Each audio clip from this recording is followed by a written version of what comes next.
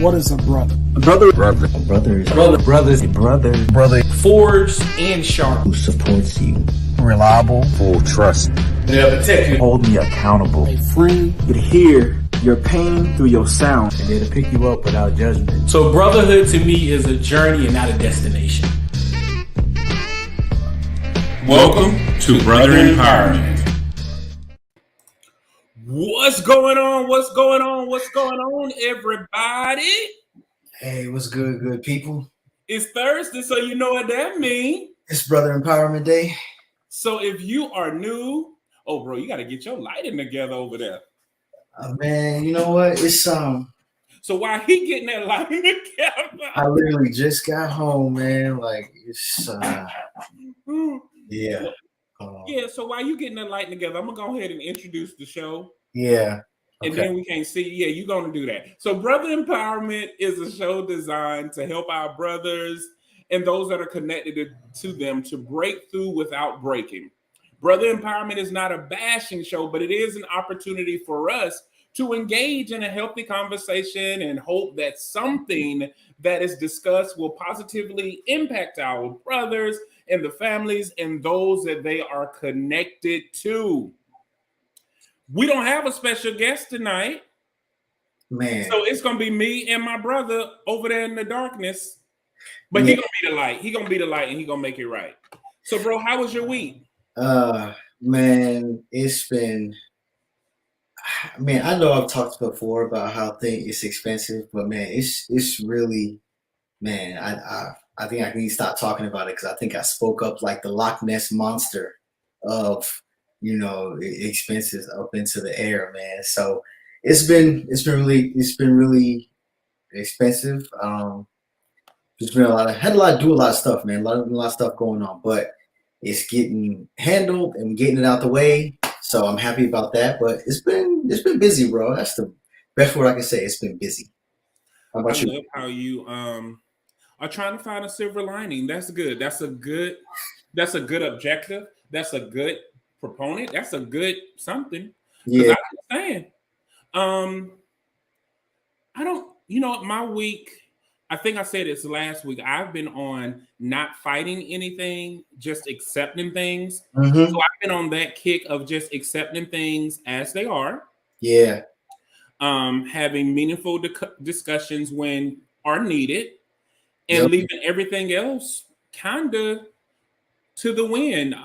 Because I think that sometimes we make things more difficult by fighting. Mm-hmm. Versus just allowing things to organically be. Yeah. Whatever they're supposed to be, let it be. And I just said, you know what? I'm not doing it no more. I'm not fighting anything anymore. I'm just accepting it. Mm-hmm. Yeah, no, man, I agree with that, bro. Like, yeah, I think you're right. Like, you fight against the current for so long, and it's like, the water's gonna go where it's gonna go, and what's that thing that I think you mentioned to me before? Like, water finds its own level, like, so. Yeah, that don't sound like nothing I would say.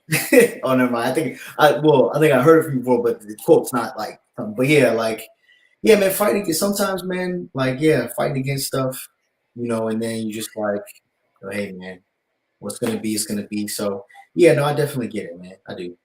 So. Yeah. So well, you can see on your side. You want to go ahead and acknowledge who you see on and all of that great stuff? Hey, yes. So first off, we have Lenora from Lenora Pours. She's on. What's going on, Lenora? Hey, sister. We got Kimberly Winborn's in the building. What's going on, Kim? What's going on, Kim? Yeah, we got Chanel's in the building. What's going on, Chanel? Hey, Chanel.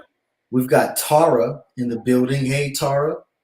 And that's all I can see for right now. So if you are watching, in the comments or whatnot, or, just throw a comment in the comments section so we can shout you out, because, we love engaging with the people. Yeah.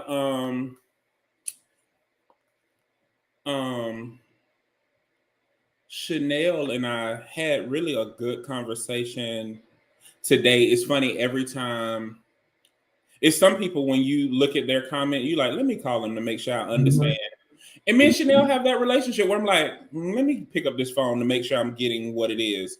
Yeah. And she was making a comment in reference to, it was one of them quotes. Chanel, which quote was it? It was in reference to one of the quotes where I said, sometimes life is just hard. Mm-hmm. And sometimes we just have, sometimes because we're dealing with life, we may act outside of our character. Right. And she was taking it as, at first, initially like, so this basically gives people a license to be disrespectful, because they can say, oh, it was outside my character, so I get him a pass. Mm-hmm. And I was like, it's not really that. I think that sometimes, we can have a bad day. Like I can stump my toe, and in that instance that I stumped my toe, ain't nothing funny. Right. That's not my organic character. And we can't confuse the one-offs with someone who perpetually does things. Like in our conversation, we brought up like R. Kelly, for instance. Mm-hmm. You can't really exercise grace to a person who made it a habit of abusing people. Right. Exactly. It wasn't a one-off. That was a continued behavior. And then she said, like, for instance, the Will Smith thing. Mm-hmm. And I said, okay, that's a good example. That's a one-off. I'm not canceling Will Smith. I'm not doing that. And I think that sometimes we blur the lines based on the intensity of the offense versus the habitual nature of the offense. And I think that a lot of us don't really have enough conversations about that, because we'll write somebody off on things they did one time, but we will take those subtle jabs from someone who may do a lesser offense. And I think that each one needs to be situationally examined, but also perspective needs to play a huge role. Yeah. You got some more people on. Yeah, we got Sean. Triumphant. Oh, we got Triumphant is in the house. What's going on, Triumphant, man? So, funny thing. So I asked Triumphant. We got Sean Bates also from YouTube Land. What's going on, Sean, man? Okay.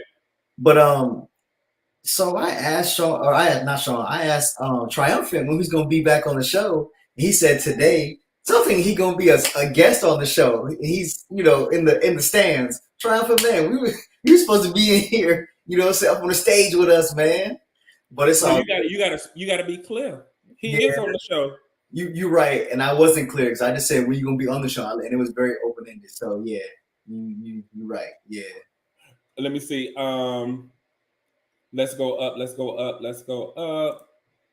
Lenore says, "Stop fighting, accept things, and have meaningful discussion." Yep, discussion. Yep, thank you, sister.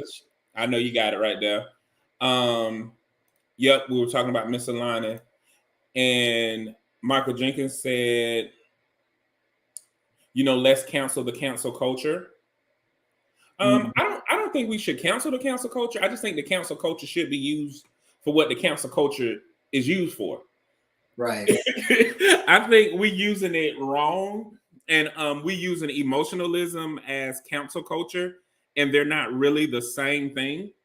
Yep, exactly. And it was and bro, that brings me back to when we had Darren on the show, and like before I think it was during the actual show when he explained that to me, because I was ignorant to what true cancel culture was, and he was saying that cancel culture, quote unquote, as it is now in the mainstream, is nothing really more than an emotional response, and the people that people are trying to, quote unquote, cancel are already established and a lot of times wealthy, so there is no real canceling. It's really just words and dare I say, kind of performative, to a degree, So that was a definitely a learning moment for me, because I never really paid much attention to cancel culture.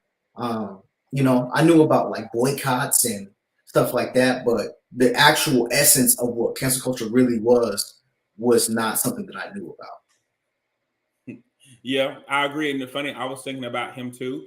Speaking of which, man, if y'all who do know him, just keep him uplifted. And if you do know him, also reach out to him. Yeah. He's also a close friend, and he's kind of going through that process of losing someone. If you've ever lost someone, it does take a toll on you. So you definitely want to reach out to them if you can. Sean said, busy is usually good. We die, hands and all. He said, I was being clever, but I'm down for showing up and kicking it with y'all as a guest. Go ahead on. We're gonna make it happen. God grant me the serenity to accept the things I cannot change, the courage to change the things I can, and the wisdom to know the difference. He was saying that in reference to not fighting things. It becomes more toxic than alleged toxicity. Why can't I say that word? Toxicity. Toxicity. Toxicity. They say they're canceling. I agree. Yeah. So for those who may be brand new to the show, what we're doing this season is quotables and just sharing our thoughts on those quotes. So you ready to get into it, bro? Yep, I'm ready, bro. By the way, man, that sweatshirt is fire. Yeah, you know when I won Stupid Flow, but no, I had an opportunity to go and cop me one of these sweatshirts. So I think I'm gonna change my name just so they can see it. I'm gonna change it back to J. Dwayne. Y'all know we had Love is a Parable. Yeah, well, they see mine anyway, so it's all good. So I'm gonna change it so I can so y'all can see my dope sweater because they are doing some great things. They got a cookout that's coming up too. Yeah. So y'all guys definitely go check out Stupid Flow and stupidflow.com. And we about to get into it. You ready, bro? I'm ready, bro. I'm good. There we go. You can read it. One of the lessons that I grew up with was to always stay true to yourself and never let what somebody else says distract you from your goals. Michelle Obama. What's your thoughts? Man, I mean, that definitely to me is self-explanatory, but I also think that when we talk about goals, a lot of times we talk about things in the physical, like sometimes career-oriented, like things that are tangible. But I also think goals can be, inward as well. Sometimes people just want to, and sometimes they knowingly and unknowingly, distract you from goals of self. And those goals are just as important as the outward, visible, tangible goals. And staying true to yourself is, like you've said before on many occasions, one of the things that we're conditioned to do, at least in this country, is to deny self and to second guess yourself. And that only gets compounded when you start adding other people in the outside world as you live and grow. It starts to get compounded as you grow up and you interact with people. Those distracting voices start to multiply, and I think that's where the having a sense of self and knowing thyself is even more important. It's important from the start, but it gets more important as you get older. You start to meet more people because, again, there's people that will do it on purpose, and there's some people that don't know that they're a distraction, but they are. I agree with you all as well. I think that we don't realize how codependent we are on certain things, even down to our emotional needs. Everything that we feel that we need, we feel like it needs to be connected to somebody or something. And a lot of times those things we have within us. Nothing is wrong with partnering. Nothing is wrong with having some sense of compatibility or connection with other people. But we should never get so fixated on these external things because it's so easy for us to be distracted from whatever it is that we need in life. There are several people who haven't started businesses because they are waiting for so and so to help them. There are several people that haven't, started an album singing or writing or doing that book or acting or whatever you want to call it. There's so many people who have lost so many things only because they have become so solely dependent on other people, and people are sitting there saying, they're waiting for these people to validate something that they already have. Yeah. And Yeah. I think we need to really just go back and gather who we are and don't be distracted by that. Bro, I agree 1,000%, man. I do. Yeah. Because before you know it, you won't know yourself. Yeah. Yeah. And you literally will be sitting there like, who is this? And all of that. Oh, look at cheese bun friend. Hey, Jessica. Hey, Jessica. We should have got Jessica on the show. Yeah. No, it definitely needs to be yeah. Jessica, we're getting you on the show. I don't care what you say. You're going to get on. Tara says sometimes we don't know who we are, so we have to find who we are first. Yep. Yeah, that was definitely me. But yeah. Okay. Sean said Will Smith might be the victim of abuse. That might be why he reacted so out of character. I don't know. Yeah. I don't know if he's a victim of abuse or people want him to be a victim because his relationship dynamics are not conventional. Right. Mm-hmm. Exactly. And I don't know if that's that. We don't know why he acted out unless he tells us. Like, yeah. And I think that a lot of people are projecting how they would feel in that situation, but we never really know until he says it. And I think that's all we got for really the Will Smith situation as far as that, because that's been, see Sean talk about he don't like being on Facebook. If you was on Facebook, that's what everybody was saying, because you got a lot of Will Smith advocates out there in this world. Goodness gracious. Yeah. But back to this right here, like, I guess I want to challenge everybody, because I know a lot of people that I'm connected to, and I sit there and I talk to them about doing their purpose and doing what they were created to do. And it's like, you're frustrated on the job because you're not doing what you were created to do. Mm-hmm. You're frustrated in your relationships because you're not doing what you were created to do. Going out is not fulfilling. Eating at these restaurants are not fulfilling. Hanging with certain people are not fulfilling, because the only thing that's going to bring you fulfillment is doing what you were created to do.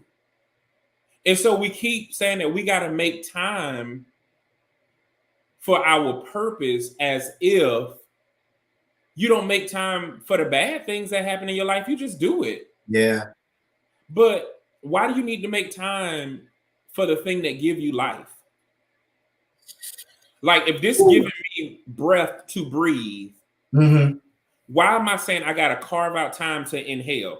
And I don't think a lot of people understand that. Like, you mean to tell me that your life is of no value and no substance because you're sacrificing your purpose to really be devoted and loyal to the things that don't give you life? So you're loyal to death?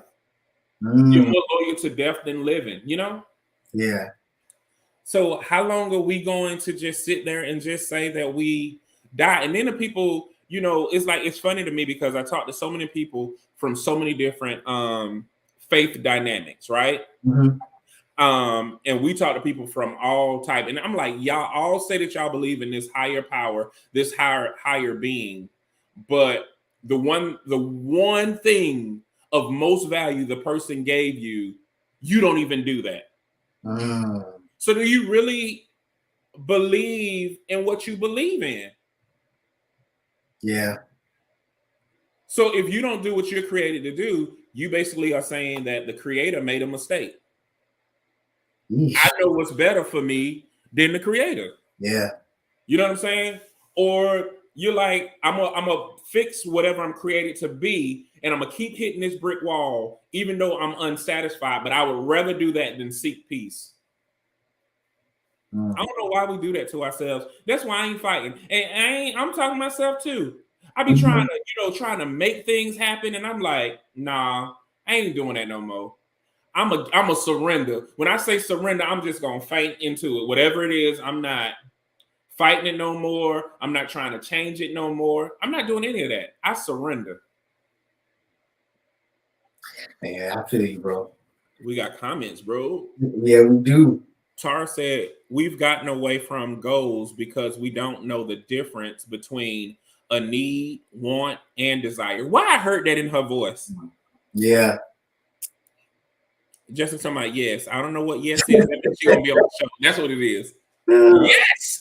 Come on. And I'm sending you a friend request, and you better not have me in that pending friend section. That's the worst, bro. Like, man, right, you see that red dot. Yep, you see it. Chad, what's going on, brother? Oh, Chad, man. This soul groweth. Sheesh. Session. Short for session. Huh? The session's short for session. Soul growth session. Oh, that's how y'all the young folks do it now. It's gonna be fire. Let's go. Because I've been thinking that such things were selfish. Ooh, that's pretty good because selfish has gotten a bad rap. To be more like self, to have a devotion to self, that's not really a bad thing. And we made it this whole thing where it's like, if we were more selfish, we'll be more fulfilled. Yeah. So unfair. Right. Yes, it is. Oh, here go Jessica. She wrote a paragraph. You want to read it, bro? Yeah. We make excuses for it. One of my favorite things to say to people who say they don't have time is spend your spare time building the life you want so you don't spend your spare time trying to escape it. I don't know who said that, but I heard it on Beyonce's internet somewhere. I've heard something very similar. Create the life that you don't need a vacation from. Yeah. It's just amazing the amount of excuses we make. And I'm the same way. I remember I was so uncomfortable with being talented and gifted that I really created an insecurity. And a lot of us do that. People who are creative and talented, it's so funny how we do this. We will sacrifice our skills and then pigeonhole ourselves in these unhealthy dynamics, whatever it may be. Yeah. Like you have what it takes to start your own business, but you won't do it, but you'll work for somebody else's business and be miserable. Right. You are too afraid to be alone with your thoughts, so you'll get into an abusive relationship so you don't have to think about your thoughts, which is giving you inspiration and hope and all of those things. It's amazing to me how much self-harm we allow ourselves to do through various exercises of denial and rejection. Yeah. Here go another one, bro. You got it? Yeah. Felicia said, hey, Felicia. Hey, Felicia. Is it okay to not have expectations considering being disappointed if things don't happen as I expect? Disappointment becomes very detrimental to my happiness. You want to answer, bro? So is it okay to not have expectations?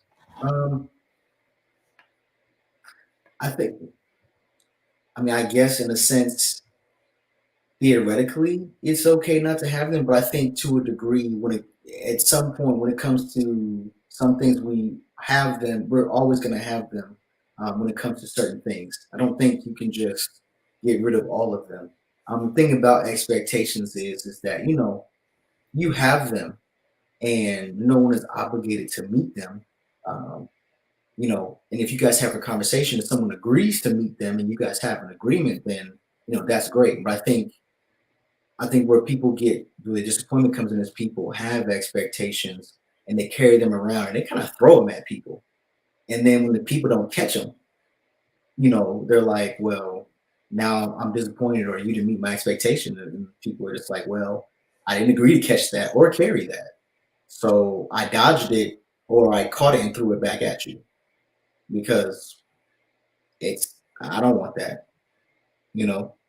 So Yeah. So I don't know if I can say I can like I said I guess I'll say yes. It's okay not to have them, but I don't think not having any is realistic or even practical. Yeah, and I was just going to add, I don't disagree with anything that you said. Not having an expectation is an expectation. It's Hmm. the expectation of not having an expectation. So we can't escape the expectations, but what we can escape is what you're saying is like expectations are for you, not for other people. Yeah. And so what will help with the part where you said disappointment becomes detrimental to my happiness, Hmm. that disappointment is what we actually call love betrayal. Hmm. Because in that moment when you experience, you basically have an expectation. When that expectation, dog, I'm looking skinny. Look at that. Yo, you stop mid sentence. Okay. So look at that. So you have these expectations, right? These expectations are in place to protect you because Hmm. there is a value that is connected to them. So when that expectation is not met, you experience a level of betrayal. And so some of these expectations you have are forgivable and some are not forgivable depending on what those expectations are. So the way to not be disappointed is understand the value that are connected to certain expectations and Hmm. understand why that value is in place and why you feel a need to protect it and why you extended it externally versus embracing it within. Yeah, Okay. I agree, bro. So that's the first step is really going back in instead of looking out and saying, I got to put these things in place. Putting these things in place is only making you vulnerable to be hurt more often. Hmm. We think it's building a barrier. No, it is really making you more and more susceptible to being hurt because now you're extending these barriers into other people's borders and territories where they don't even know that they're trespassing. Hmm. But once you begin to understand that value, you peel it back and you don't have those type of expectations that are extended to other individuals. Yeah. Make sense? Hmm. Love yourself like God loves you, and then love others as you love yourself. So simple, but it screw up the first part more than I like. Thanks for the heads up because you would be independent otherwise. Oh I no! would Wow. have put you on blast. It's because we talked about the cheese and honey buns. That's why. That's No, because she probably got a whole bunch of people over there pending. And why. you can tell from Probably. the hat that she wearing, the earrings, that she got a lot of people just sitting over there. And she like, Mhm. I'm protecting my peace. And be like, girl, we bring peace. Yep. Like, nope, Exactly. pending. I'm the same way. I got some people over there. They got to tell me that they sent me a friend request. Well, mine is a little different because my page is open. Hmm. So I don't know why people send friend requests because you're going to see the same information. Yep. So sometimes I don't even think to look at the friend request thing, but I don't mind. I didn't make it to 5,000 yet. When I make it to 5,000, nothing I can do. I can do nothing. Hey, y'all popular folks, man. I'm sitting here at 1,300. Oh, hey, Sabrina. Sabrina. Yes. I don't know what we're saying yes to. Chad said, can you invite my buddy Darrell Smith or Daryl Smith, whichever way you pronounce it? Let me know. Invite him where, Chad? Invite him where? To the show, on the show. Let me know. You got all my information, my number and everything. Let me know.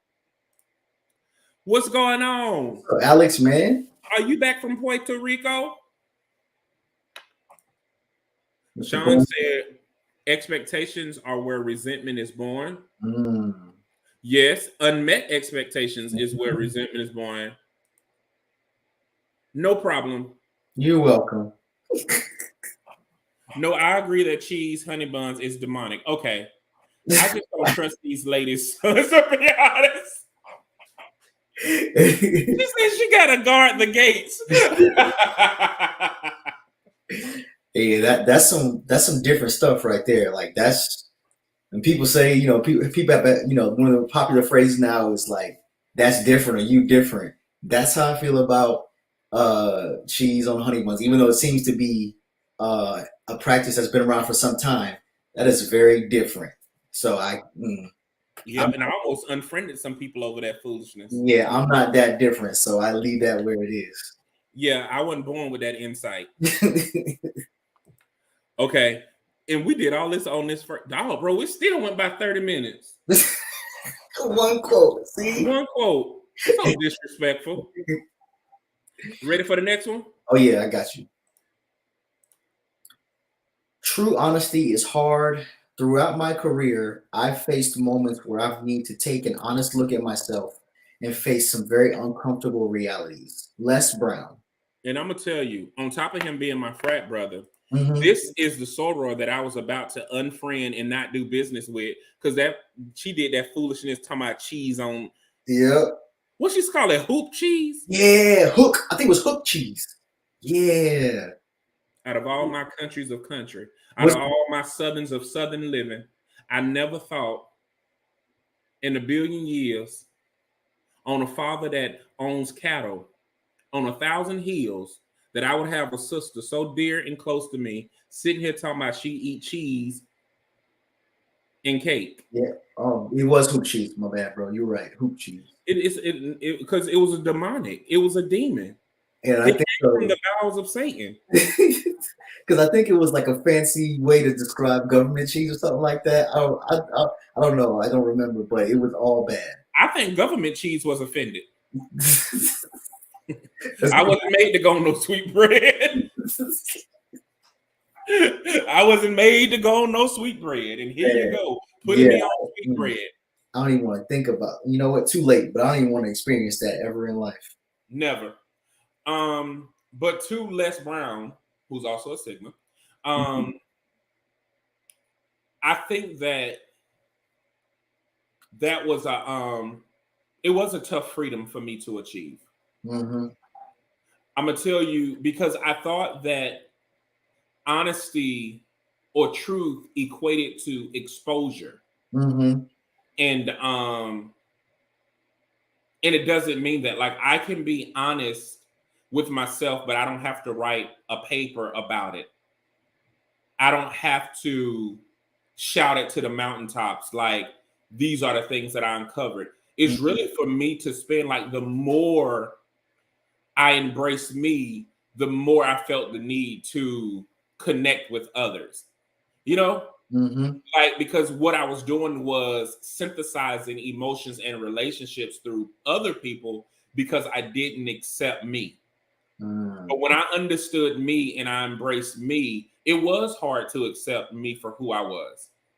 It was hard for me to acknowledge all of my bad traits. It was hard for me to even acknowledge and recognize my good traits. It was hard for me to even want to operate in my strengths and talents. But once I did that, Felicia, I removed the permission slip for other people to hurt me because I was being vulnerable and looking for things externally that I could have fulfilled within. And so that's hard because sometimes there are people that you really like that you got to let go. Mm-hmm. There's sometimes there's certain parts of you that you have to face and deal with, and certain behavior traits that you got to let go within you. Mm-hmm. And I've walked off of jobs that I didn't agree with. I've sued jobs that I didn't agree with. Mm-hmm. But regardless of my situation, everything didn't always turn out positive on my end as a result of that. But the one thing that I can say has always happened, I've always had peace when I laid my head down. Yeah. And I think that that's something you can't put a price tag on. And there's no true way to measure that because the value is invaluable, you know? Yes, bro. I agree, man. Yeah, I've done these, I would say these past 4 to 5 years, I've done so much reflection and reflecting. Well, I've had a lot of, I'll say it better. I've had a lot of reflective moments and reflection has been like almost like a favorite pastime because it really is something that I do a lot. Just because one, I had to unpack all the things that I used to do while I was in survival mode and figure out what was organically me. But also, man, when it came to just being out in the world and interacting with people, I had to unpack that too, and just what were things that I need to take a look at for whatever reason. And so, yeah, I think when you become comfortable with self and you really find out, and you can really just look at you, the organic you. I think, especially initially, for those who are not accustomed to that, it is an uncomfortable reality. Like it's kind of terrifying for real, and as you do it more, in my opinion, you get more comfortable with it. But there's still some times where you know you have to look at you and just say this is blank, or I am blank.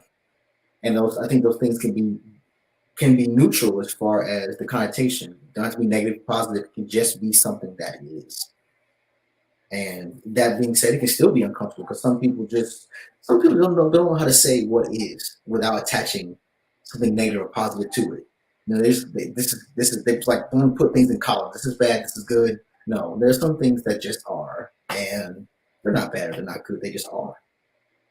And I'm gonna tell you one of the things that a lot of people don't realize that like on this honesty journey, it's not like a one time and then you're done. Right. If you don't continuously be honest with yourself, that old muscle memory will come back fast. Mm-hmm. It will have you at a place where you are constantly like you think that you've overcome certain traits, but as soon as opposition presents itself, you revert back to that. Mm-hmm. And you got to be so careful with that muscle memory because you may have seen certain successes and seen certain things, and then one thing can happen and you revert. Like how many times I can't even tell you how many times I have heard individuals say, you know what, forget it. I'm gonna go back to being this. Mm-hmm. I tried to be nice, but no, never forsake who you are for anything or any purpose. And if you are truly who you are, no matter what situation you go through, the only thing that will come out is you. Yep. My faith, it says in the scriptures, it's one of these scriptures where the Messiah said, sanctify them in thy truth, thy word is thy truth. Mm-hmm. What a lot of people don't realize when he says sanctify them, that actually means to saturate them, meaning to saturate them, submerge them into this truth. Because if you submerge a person in truth, they become truth. So when situations happen where they're squeezed, nothing will come out but truth. Mm-hmm. So when people say, "Oh, that slipped out," if it wasn't in you, it would never slip out. So you want to make sure that you are constantly submerging yourself in honesty, being truthful with yourself at all times. So the only thing that will slip out is more of you, not more of those other things, Yes. Yeah. You need to know your blue and white family a little bit better, Lenora Marie. I'm not going to have this conversation again, young lady. Do you hear me? Let me stop. Chad said, I got a hard question. How do I become a better salesman without giving up my virtues? It seems like a tough line to follow sometimes, but I suppose that's why I can't make as much as my coworkers. That's not hard at all. Have you ever worked in a sales position, Cordell? Mm, No? no, I'm not a. Yeah, no, I'm not a sales type person. That's not me. So I never want to do that. I worked in sales, and there are some people who give sales a bad rap, Mm-hmm. but it's not a hard problem because I have worked in sales. I have worked in sales, and I've learned something when I first started out, And mine was a little different because I did used to sell like demo stuff. Like I used to sell like Dove care products and stuff like that when I was a teen. Mm-hmm. But in my professional career, I got into admissions, which was education sales. And one of the things they used to tell you is like, you got to develop rapport, then motivation. But at the end of the day, it was like drive sales, sales, sales. And I get that because you do need money to run any business. Mm-hmm. What I took out of that was focus on the individual, everything else will come. Yeah. And so what I began to do is find out what was important to that person, not manipulation. I found out what is important to that person and what is their why. Why are they doing this? Why do they want this? Why? You know what I mean? And then that's how I began to sell and my stuff went up. Mm. And I expanded that idea even more. And to be honest, that is part of the premise for Love is a Parable, because I found people's values.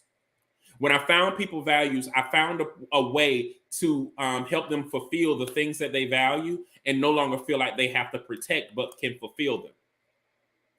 That later transitioned into me how I did leadership. I did value-based leadership. I didn't know that is what it was called then. But when I was looking back, when people, I had low turnover rates, I had very high retention, I had very high productivity of all teams that I managed, of all organizations. I constantly grew and things like that. And that was because I focused on their values. Mm-hmm. And I think that, yes, there are some people who are out there who can, who have the gift of persuasion. Yep.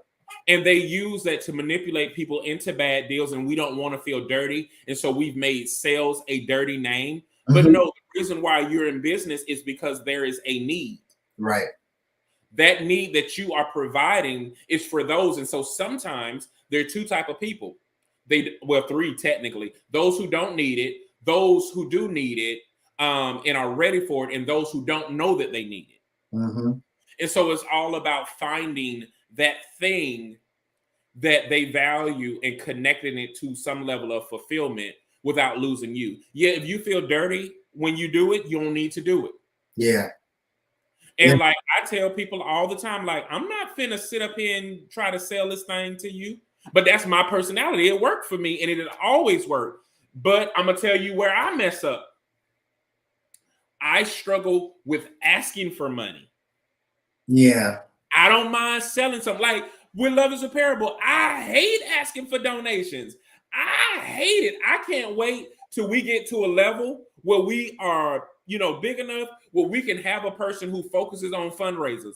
Because J-Dot, I hate it. I feel so dirty. I don't like it. It's just weird to me. Like, I don't like it. Yeah. But I need to get better at it because I attended a workshop and it stayed with me. The question was, do you like to be generous? And I was like, yeah. Why? And everybody said it makes them feel good. Mm-hmm. So he said, you're not asking people for money for your organization, for your mission, for your vision, is robbing people an opportunity to feel good. Makes sense. And I have to walk back my previous answer. I worked a sales position when I was like 18 for the majority of the summer, and I didn't like it. But outside of that, I have never done actual sales. What you doing, bro? I hate this part of the hair. I want it it ain't long enough to do nothing, and it's on my ear, and I'm like, get off my ear. Yeah.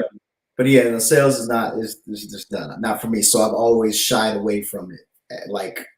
I run the other way. People say, man, at jobs, they were like, well, you do have to do a little selling. Like, nope, nope. What other position can I do then? Because I'm not trying to sell anybody anything.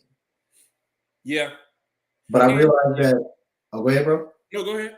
I realized that you really can't get away from it because to a degree, when you're, especially in the corporate world, when you're going out and interviewing for jobs, to a degree, you are marketing yourself because you are your own product. You are a product, so I don't like strict sales positions, but I have done more selling than I'll give myself credit for.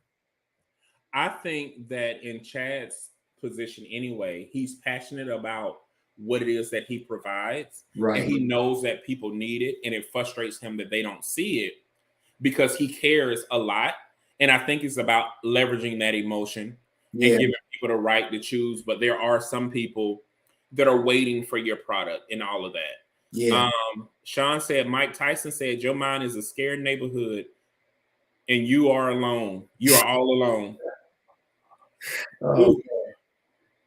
Jessica said, the lockdown episode of the pattern, it really, what? What is this?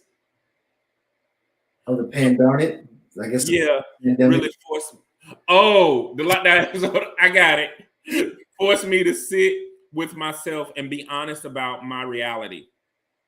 I'm grateful for that time I had with me because it changed the way I showed up when the world opened up, quit my job, moved to my condo, etc.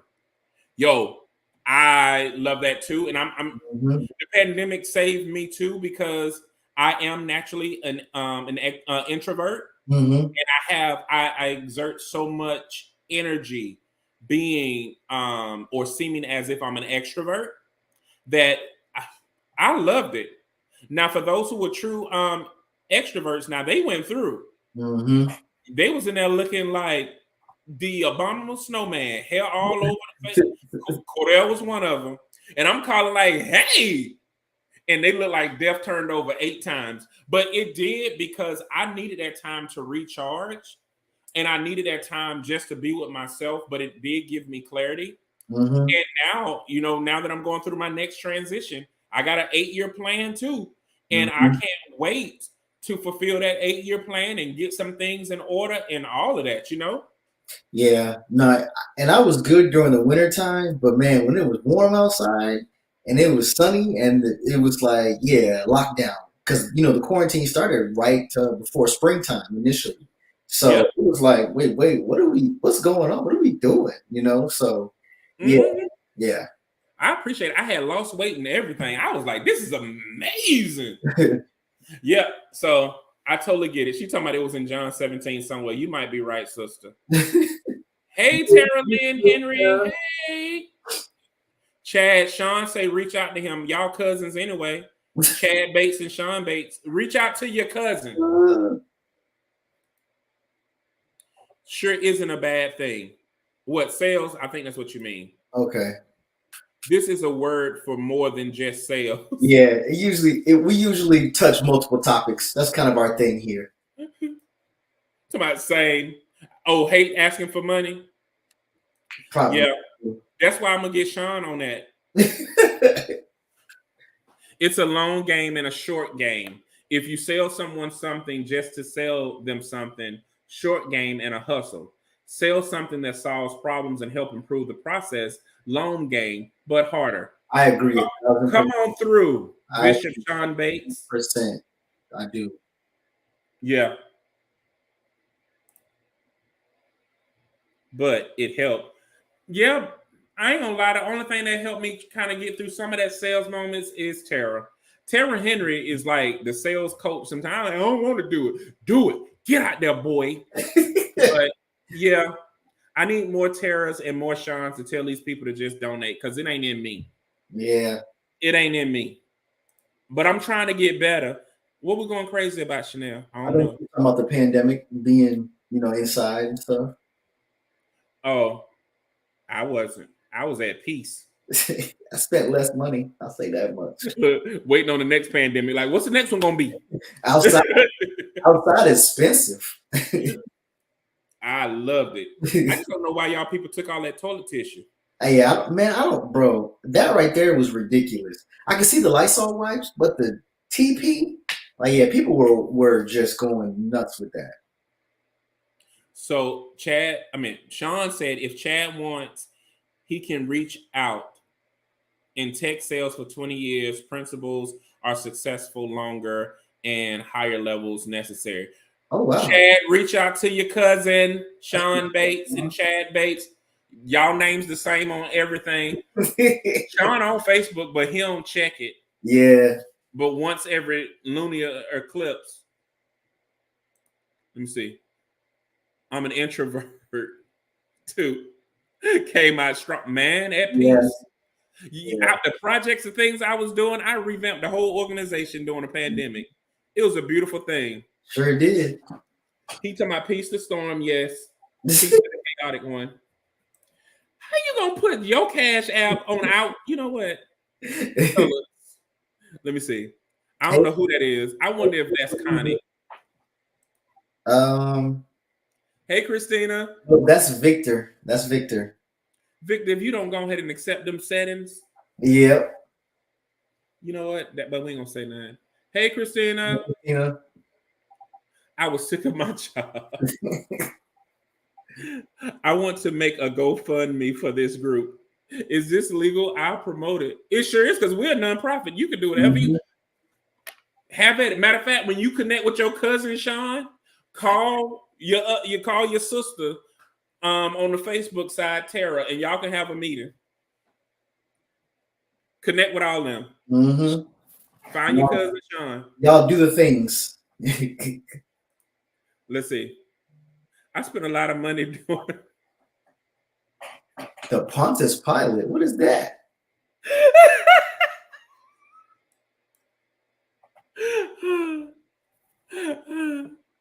I can't adjust to the idea of outside being open.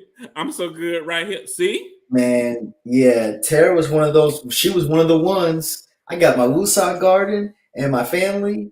I'm good. I'm good. And the funny thing is, I saw Tara like all the time before the pandemic, and neither one of us was like, "Oh, I can't wait to see you." Mm-hmm. We had conversations like we was there. Yeah. In person. Yeah. Look, when the introverts connect. He's like, I miss hugs and people. Yeah, now I will. I was like, keep that. Oh, bro. During the warm times is when, especially during the summertime, bro. And it was like, hey, it's all this sunshine, all this warmth, and it's like, yeah, but nothing's open and you can't be around people. It was just like, come on, man. Because I can't do it. Here he go. Yes, you need to accept from StreamYard. Mm-hmm. So that your permissions can show. We'll do a tutorial later. Bro, how we get to this? You know what? We're gonna do one more because we only did two. Uno más. Okay. Okay. Ready for the last one, bro? I got it. If you tell the truth, you don't need a long memory. Just Ventura. Wow. Yeah. That's funny to me because I don't know if growing up I heard from quite a few mature people, I ain't gonna call them old, but mature people that they were like, if you lie, you gotta keep up with the lies. And you just gotta keep coming up with things to stack. And so I think that's the first thing that made me think of is if you're always honest and truthful and, we'll just throw in transparent as well, then you don't need to really worry about what you said previously because it's something that you organically feel and it's the truth. So when someone comes up and said, "Cordell, you remember when you said this a year ago?" And you like, okay, yeah. And it's like, did you really believe that? Yes. Even if things have changed or circumstances have changed and you've got new information, at the time, that's how you felt, and now it's the truth. And so, this tells me that truth stands on its own and makes it so that you don't need a lot of extra, because truth will stand on its own, protect itself, defend itself, and if you are standing in truth, then you don't need to worry about what you said long ago or worry about every little thing that you say, because when you're walking in truth, that's just it. Yeah. Hold on. Tara said, "Friend buys were born. Just drive by to put your eyes on folks." Yep, drive by. Yep. And Chanel said, "Because you'll never remember the beginning of a lie." Mm-hmm. The truth never changes. Exactly. Right. It's why I don't do it often. When I do it now, it's usually to spare someone's feelings. Yeah. I'm telling the lie stress you out. Mm-hmm. I figured that out early on. I used to lie all the time as a kid until I started telling the truth. And my mom was like, "You a lie." And I still got a whooping. I was like, man. Or when I used to tell people the truth and they'll be laughing. And I'm like, I'm so serious. Mm-hmm. And people be like, we gonna be best of friends. No, we're not, because you're not even my friend. Mm-hmm. Jay, you so funny. I'm so serious. We not friends. Mm-hmm. But that's just how it is. And so it's easier for me to tell the truth. That's why I like when people say stuff like, "You didn't tell me that." I told you. Yeah. Now I don't have no jurisdiction over your laughter. If you find humor in me telling you the truth, that's your humor. That got nothing to do with me. But I'm gonna tell you how I feel about something, and I don't care. Yeah. I ain't got time for that. Listen, look at these people having conversations. Sean Bates, add me, but I can't find you. His name is Sean Bates. Sean, go find your cousin. And Terry Green, he added you. Bro, I do agree, because that junk be stressing you out. Like holding on to that lie and remembering that lie. Nobody got time for that. Yeah. And when I tell somebody something, I don't even remember what I told them, but I meant what I said. And bro, and that's exactly what I was getting at. It's like I don't have to remember what I said 8-9 months ago, because, like you said, when I said it, I meant it. That's how I felt at the time. Now, if I don't feel that way anymore, we can talk about that. But when at the time, I probably do. At the time, I said it and I meant it. And I don't feel bad about it. I do not.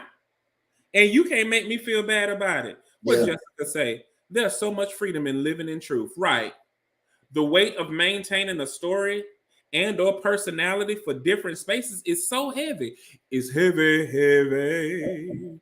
A little heavy for me. Never worth it. Never. Overtime, a lie is like trying to remember a 12-digit password somebody else said. Easier to remember short truth. Oh, right. I love that. I love it. I agree. I ain't got time to be doing all that. And I'm gonna tell you this though. Ain't nobody worth me sacrificing me. Mm-hmm. And when you sit there and do a lie, I'm not finna sacrifice my good name. I'm not finna sacrifice my integrity. That's why, like, it's the only thing that ever pissed me off really in this world is usually associated with my name, because my name is all I got. Yep. That money may come and go. You know what I'm saying? Mm-hmm. Jobs may come and go. Friends may come and go.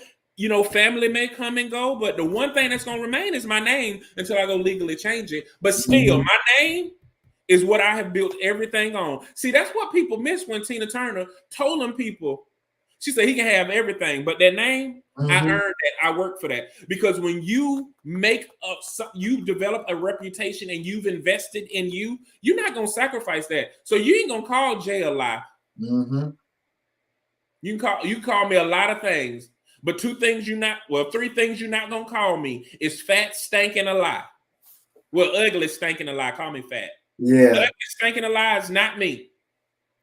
Yeah. No, bro, I agree, man. That's this tone. I'll get an organ when it is turning to church. That's, you didn't know Jay leaves Earth and gets in that pulpit at least once a show. Sometimes he might get in there 2 or 3 times. But that's what people got to know, though, bro. They got to stand on what they know. Like, there's things like, you ain't gonna ever call me ugly now. Mm-hmm. Yeah, I agree with that, bro. For real. And the way we killing this 40s game, and my cousins and like my best friend Orvis, we like killing it. 40s is like amazing. Yeah, millennials are redefining what to be a certain whatever blank age, redefining what it is, what it means to be that. Yeah. But yeah, man, what was I? Oh yeah. The whole thing about people calling you a liar and this and that, you know, people will call you a liar because they don't like what you say, or they don't like, particular what, they don't like what you say, or they don't like, whatever. And it's just like, no, this is how I feel. This is what I'm going to say. And I'm not lying. This is how it is. You're not used to people just telling you the truth outright. Then let's address that. But no, like you said, you're not going to call me a liar. You can tell me you don't like what I said all day. You don't think I handled it correctly. That's fine. But you're not going to call me a liar, because how I said it is how I felt. But let me tell you what's country. Look at Sean. This is country. Sean done made it to Facebook. Chad, go find Sean. He on his post right now. Y'all so country. I love y'all. Stand on what you. There you go. Nothing worse than someone trying to convince you that you lied. Gaslight, not today. Right. Yep. Step back. I ain't got time for that. I had a situation, like that. You lied. No, I didn't. This is what I said. And I meant it then, just like I mean it now. Well, such and such. No, let me explain it to you. This is exactly what I said. This is why I said it. This is why I feel that way. And I'm not in the argument with perspective either.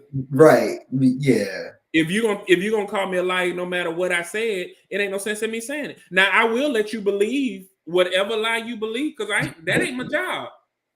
Yep. That is not my jurisdiction. I don't get paid to convince you of anything. Right. Okay, bro. We done made it all this hour. We done went into overtime fooling with you. And we didn't even have no guests. Man, that hour is Zoom, but it always happens that way, bro. It's like we Sonic the Hedgehog through time. We just zooming. Well, bro, go on and give your positive brother shout out so we can bid these good people adieu. Man, who I want to give positive brother shout out to? Oh, before you do your positive brother shout out, I interrupted it. Guys, everybody who's on Facebook, go in there and like a reel and share it, because I just got creator status on Facebook. I'm like a creator now. I can say I'm an influencer. Word. I work for Mark a little bit. Look, so definitely. So y'all go to my Facebook page.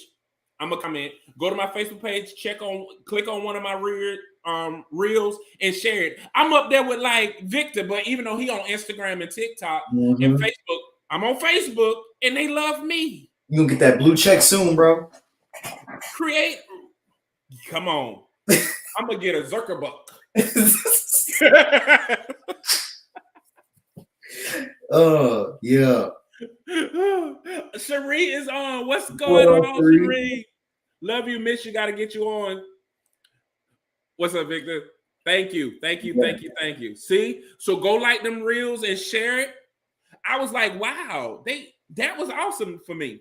Them reels fire too, bro. Like I think I share them every time you do one. I'm on it, man, and I watch it and then I'm like, man, yeah, this is it. I say the same thing each one right here. If nobody in this world support me, I do know that Mr. T, Hulk Hogan, will support me. Thank you for that. Word. Your positive brother shout out. That's what we was on. Yeah. Oh man. Man, well, I definitely want to shout out the creators of Stupid Flow, Rashad and JB. I'm actually going to see JB tomorrow to get me a nice little cleanup. So shout out to those brothers, man, because they have taken Stupid Flow and just like, man, they've created a whole movement with it. They're branching out doing other things. Like when they did the rollout for that, they had everything ready to go. The website, the YouTube page, the Instagram, the Twitter, the TikTok. They had everything, So shout out to those brothers. Those are some real entrepreneurial and really dedicated and really dope brothers. I want to shout those guys out. But really also, I just want to shout out, man, just brothers who are dedicated to being brothers, and that doesn't mean that, they see you all the time or that you guys talk all the time, but they do keep in contact and they just tap in with you and they always are concerned about you, genuine concern, not because it's, kind of the polite thing to do, but they're really concerned and they're really just about your well-being. So I just want to shout out to those brothers, man, because I think that there's a shortage of those brothers. There's a lot of brothers who do the performative things. Hey, man, yeah, man, good to see you, man. Or hey, if you want to reach, if you're ever going through something, man, I'm here, this and that. But there's really brothers out there who are really reciprocal and also who just really want the best for you. And every time I meet one of those brothers, I'm appreciative that we connect because it's just they bring light to your life, to put it simply. So that's it for me, bro. No, bro, I appreciate you a lot for saying that, and I do agree that there is a shortage of just authentic brothers, period.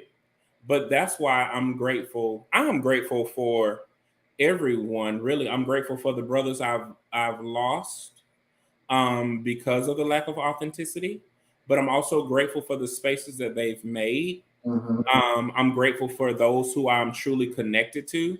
Yeah. I'm grateful for it all, man. And I'm even learning to be grateful for even the pain that I went through. And I'm going to say this too, and this is for anybody. Sometimes life is just hard. Sometimes you are just dealt a bad hand.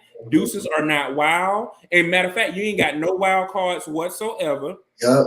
And you want to throw that hand in. And even after a brand new shuffle, you still get dealt a bad hand. Sometimes you're just the one selected to live that life. But that doesn't mean your life will lack purpose. Yeah. That doesn't mean your life will lack substance. Sometimes your true rewards are not even in the game. Sometimes it's set up for the other proponents to win that game, but they're going to bless you because of how you played the game.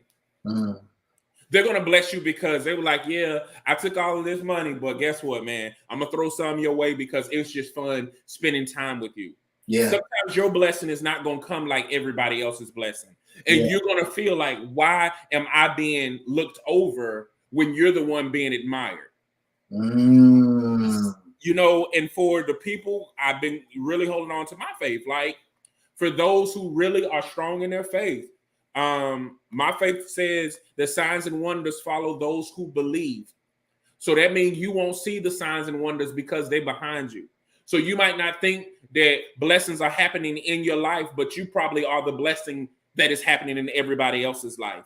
So don't look for a comparable because there isn't a comparable. So every brother that is doing things and they feel like they're being overlooked, you're not.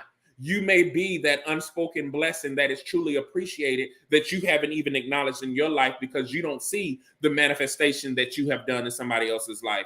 So stay positive, continue to breathe life, continue to breathe light, continue to have positive affirmations over your life.